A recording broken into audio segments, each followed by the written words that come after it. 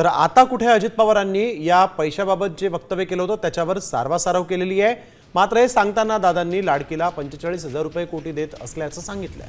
त्यावर उद्धव ठाकरेंनी मात्र जोरदार टीका केली। लाडक्या बहिणींना मदत करण्याचं सांगणं म्हणजे मस्ती असल्याची टीका आहे, उद्धव ठाकरे असं म्हणाले। मी खरं ते बोलत असतो। मी सुरुवातीला सांगितलं मला राजकारण करायचं नाहीये, आम्ही निधीची कमतरता पडू देणार नाही असं सांगितलं की नाही? सांगितलं की नाही? आता लोक वेगवेगळ्या प्रकारच्या मागण्या करतात, त्यांना तो मागणी करण्याचा जरूर अधिकार आहे। मी एक ग्रामीण भागामध्ये तसं एक बोललं जातं, आम्ही कुठं काटकसर केली का? आम्ही लाडक्या बहिणींना आज 45,000 कोटी देतोय की नाही? त्याच्यामुळे लगेचच एखाद्याच कुठला तरी शब्द पकडायचा आणि ते असं झालं तसं झालं। उपमुख्यमंत्री अजित पवार म्हणाले की आम्ही लाडक्या बहिणींवरती 45,000 कोटी रुपये खर्च करतोच आहोत ना, ही मस्ती आहे।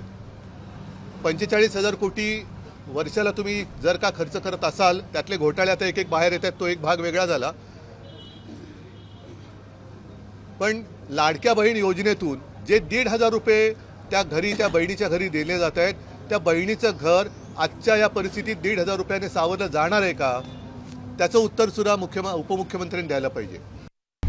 आता isakal.com आहे देशातील नंबर 1 ची मराठी न्यूज वेबसाईट। प्रत्येक अपडेटसाठी isakal.com ला नक्की भेट द्या।